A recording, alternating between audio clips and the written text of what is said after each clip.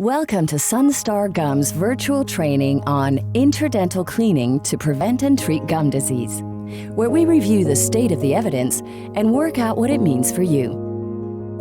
You are about to discover Module 1, in which we review the relative efficacy of different mechanical interdental cleaning devices based on randomized controlled studies and systematic reviews of the literature.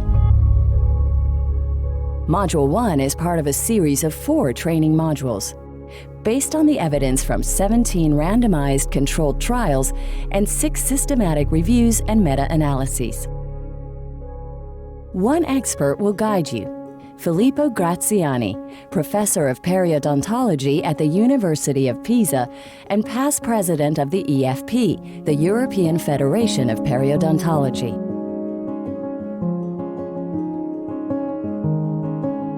Module 1 on the state of the evidence was developed to allow you to get familiar with the evidence base for different mechanical approaches to interdental cleaning, to help you understand the contribution of randomized controlled studies and systematic reviews, to allow you to explore the effectiveness of different interdental cleaning methods in different patient populations while benefiting from top expert commentary. Let's hear the expert. How have oral hygiene studies evolved in the last decade?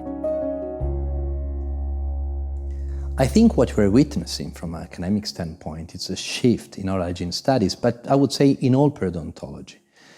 We went from a sort of a very mechanicistic vision, whereas basically the more plaque you remove, the better, to a vision in which it is important to remove plaque efficaciously, but equally important is to change the patient, whether it's a behavior, whether it's an approach, whether it's health status, and so forth. I think we are now more and more treating a patient and not a mouse.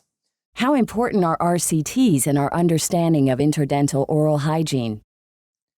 Randomized controlled trials are the foundation of modern science and modern medicine.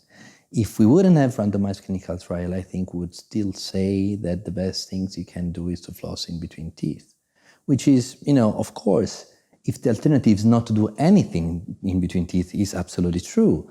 The issue is that to measure what is best or what it works more or in which patient you can do your things, there is no other way unless you run randomized controlled trial. The only problem is that performing a correct RCTs is actually extremely difficult. What can you tell us about single-center studies versus multicentric studies?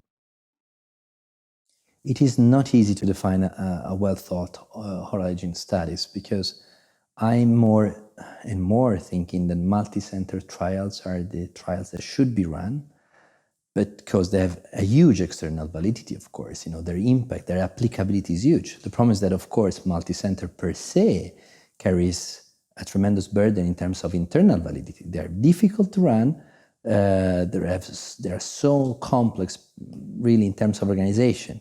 But really, what you want to do, when you're trying to evaluate a question that is relevant for a person in their own bathroom in the morning when they wake up, and they go in front of the mirror, they have their pajama, they have the hairs that are spiking up, and they give in the worst beat of their life in that exact moment, you need to have something that is so relevant that can make a change.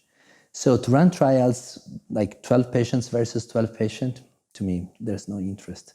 That's why I'm really embracing the fact that we need to join forces. And that is not just among researchers. Of course, we need partnership with companies, with stakeholders, but most probably run bigger and more relevant and pertinent questions. How have systematic reviews contributed to our understanding of interdental oral hygiene? We as dentists and oral health professionals are more used to understanding what is evidenced, but it is only thanks to systematic reviews that we discovered lots of bias that we all carried. And I still have my own bias, there's no discussion. But systematic reviews are the most objective way, maybe it's not the most perfect, but surely the most objective way that we have at the moment to evaluate what the others have done. What's your take? Would you agree that toothbrushing alone is good enough for young adults and that motivated patients should floss once a day? Numerous publications have documented that toothbrushing alone simply isn't sufficient for the prevention of gum disease. Let's start with some basics. Gum disease is a universal challenge. The prevalence of gingivitis is up to 90%, while periodontitis affects up to 70% of the population. Gum disease can have severe implications for systemic health. It's linked to diabetes, cardiovascular disease, and can negatively affect overall quality of life. Prevention and treatment of gum disease depend on daily mechanical removal of plaque. The accumulation of plaque is associated with redness, bleeding, swelling, pain, and bad breath, while periodontitis sets in when bacteria begin to spread below the gum line. What does the literature tell us? For the effective prevention and treatment of gum disease, toothbrushing alone simply isn't sufficient. Only a portion of plaque is typically removed. But unfortunately, toothbrushing alone is all too common. Interdental cleaning needs to be part of the equation. Findings from RCTs and meta-analyses demonstrate that the addition of interdental cleaning devices to the daily toothbrushing routine is better than toothbrushing alone, and reduces interdental plaque, gum inflammation, and bleeding. What about the relative efficacy of different interdental cleaning devices? And what about the changing role of floss? An accumulating body of evidence is displacing floss as the standard of care for interdental cleaning. While compliance with oral hygiene instruction is of critical importance, patients' changing habits and behaviors are known to be among the most complex issues in the field. Which is why the EFP and the European Organization for Caries Research have clearly acknowledged that ease of use drives compliance. The ability of patients to effectively and easily clean their own teeth promotes compliance. High-quality flossing is effective but difficult to achieve in real life. It requires both dexterity and motivation. Indeed, systematic reviews and randomized controlled studies point in the very same direction. Incorrect flossing technique is common and reduces efficacy. In real life, patient compliance is low. A landmark 2008 systematic review by Sloat and colleagues even found that ineffective use of floss does not provide additional benefit over toothbrushing alone. Less demanding and easier to use methods of interdental cleaning are necessary. So, what makes interdental cleaning more acceptable to patients?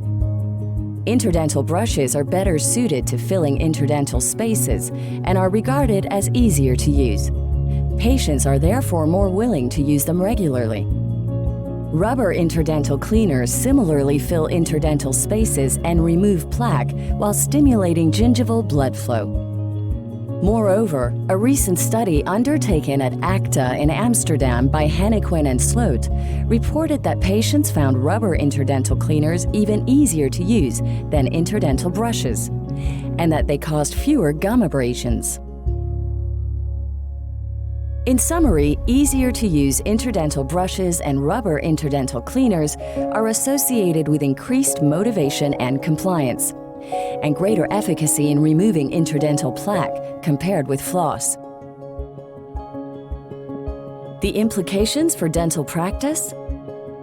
Recommend interdental cleaning to all your patients.